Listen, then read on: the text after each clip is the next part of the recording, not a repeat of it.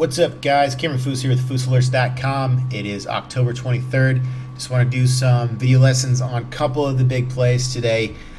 First up was STXS. This was called out perfectly in chat and on live TV or live Foos TV.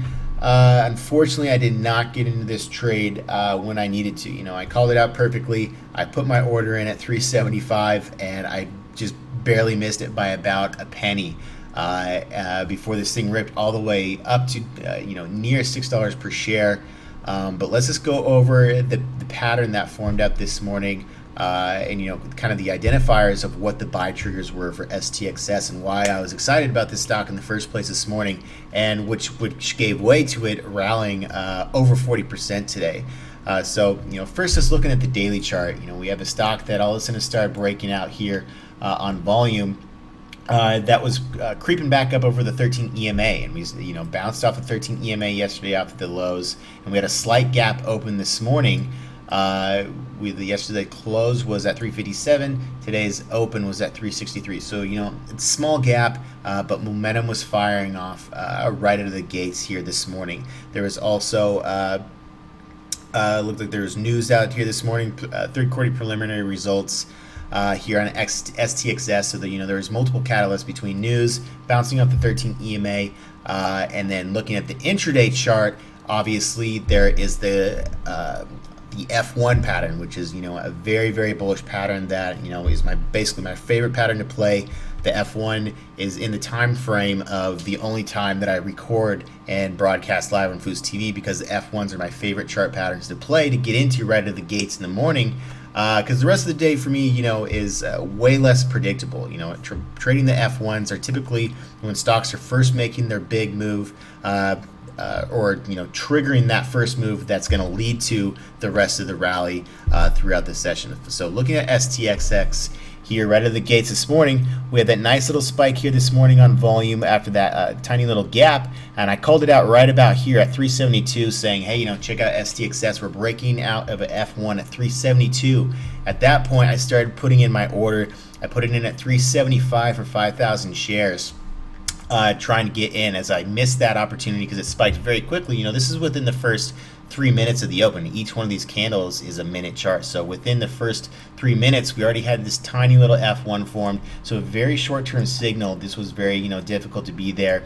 There's a lot of other stocks I'm watching at the same exact time, and so I first saw this breakout at 372, hit that trigger right there, and it had a nice big spike up over 10 cents in just seconds there that this broke out. Came back down from at this point. I put in my order at 375 for 5,000 shares, and we only ticked to a low of 375 on the bid here, and I just barely missed my entry. From there, continued up. I still had my order in, and then we broke out of a secondary F1 breakout pattern here at 385. I did not fill in this order.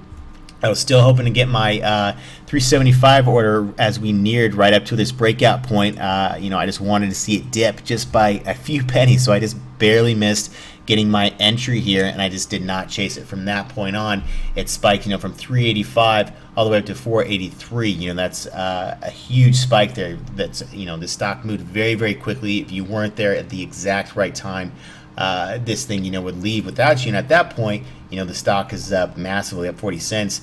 I'm not one to try to chase into a 40-cent spike, so at that point I just brushed it off as crap.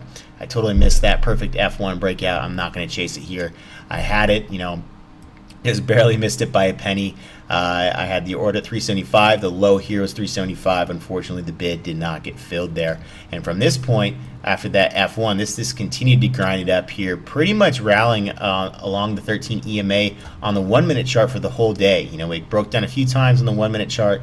Probably on the 2-minute chart it followed a little bit better. Here, looking at the 2-minute chart, this basically rode the 2-minute intraday 13 EMA for the whole entire session, all the way up until about 537 or 540s before it kind of started consolidating back and forth. But it did not stop there. It continued all the way up to a high of 570 here and closed at about 506 here. But That was a huge move here today that just continued to grind along the 13 EMA trend on the 2-minute chart, and it all started here right out of the gates just by identifying that quick little F1 breakout pattern that I teach you in Foos 4 Part 2, which is, a huge, you got to understand that pattern, because that's typically where most patterns begin. They always start out with a F1 breakout pattern within, minutes of the open.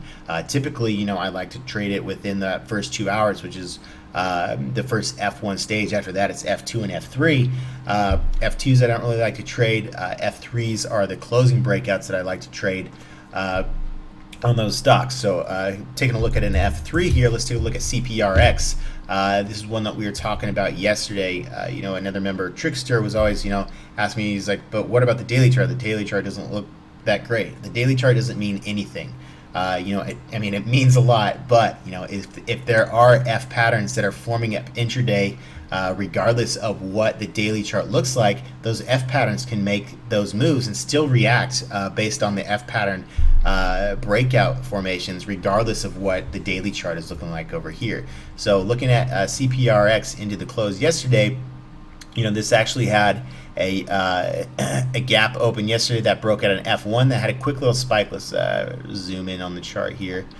This was another F1 that broke out here on CPRX, but a lot of times, these F1 patterns might only get just a quick little spike, and as soon as it breaks down the 13 EMA on the 1-minute chart, that's the first sign of a potential reversal and possibly failure. So a lot of these times on these F1s, it could just mean a quick little scalp, make a couple $100 on, depending on how many shares you have. As you can see, CPRX got the gap open, started forming this flag here, continuing to ride the 13 EMA. Once that broke out at 175, made a quick little spike up to about 182, 183. So that's definitely, scalpable, just trading that little pattern. But as soon as that broke down the 13 EMA on the 1-minute chart, came all the way back down to that trigger in the low 70s. But, that doesn't mean that the stock's done for the day. It could just mean, a short-term reversal there before the stock rallies back up or forms up another pattern intraday. As you can see, this thing just continued to rally here, and into the close, this actually formed up an F3 breakout pattern. F3 breakout pattern is basically just a triangle formation that's formed throughout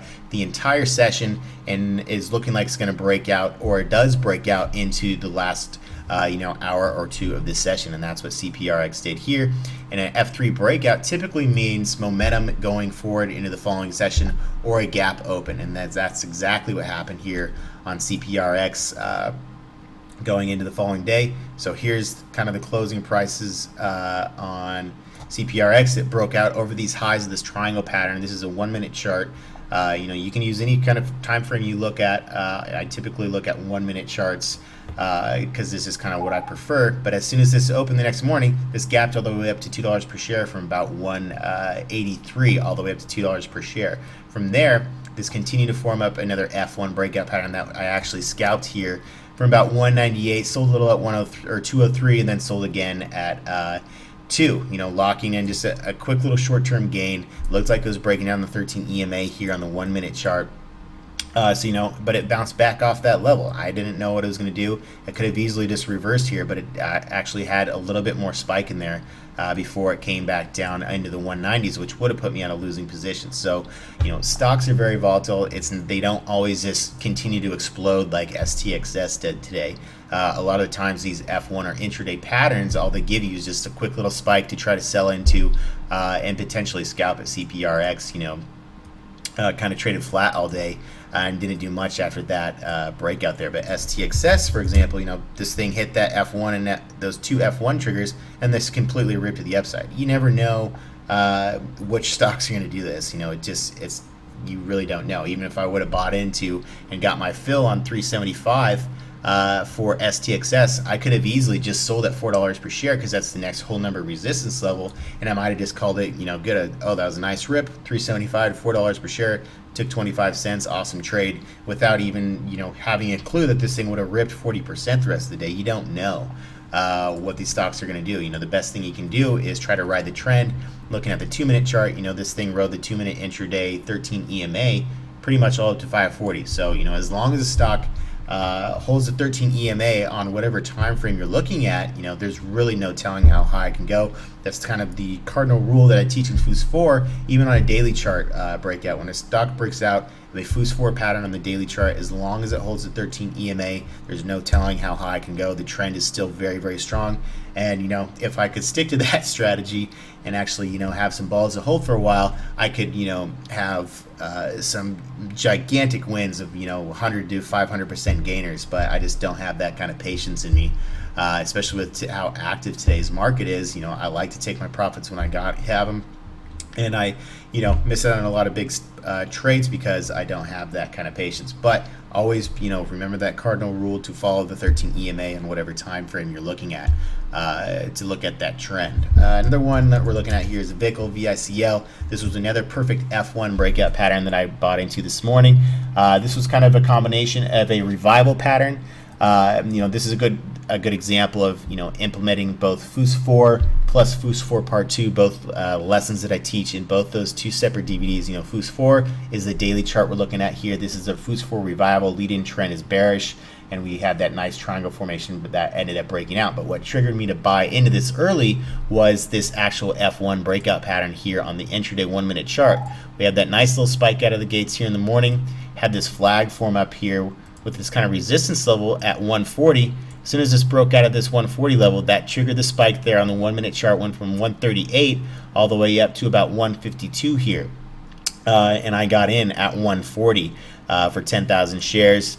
Scalped it, made a nice little trade here on this nice spike, and then I actually got back in at 150 into the close.